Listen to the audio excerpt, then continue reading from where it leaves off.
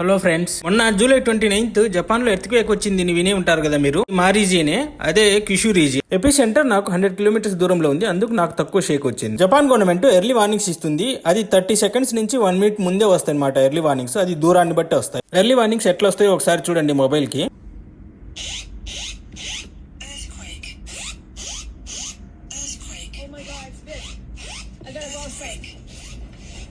Earthquake 7.1 magnitude తో వచ్చింది.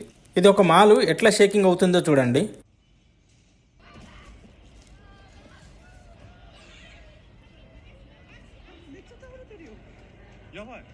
7 magnitude తో వచ్చినా కూడా ఇక్కడ చనిపోయింది ఓన్లీ 18 మంది. ఇదే సిమిలర్ మ్యాగ్నిట్యూడ్ తో వచ్చినప్పుడు టర్కీలో, చైనాలో 36 నుంచి 80,000 మంది చనిపోయినరు. ఇక్కడ చనిపోయిన 18 మంది కూడా ఇల్లు కొలాప్స్ అవడం వల్ల చనిపోలే, ఫైర్ యాక్సిడెంట్ వల్ల చనిపోయినరు.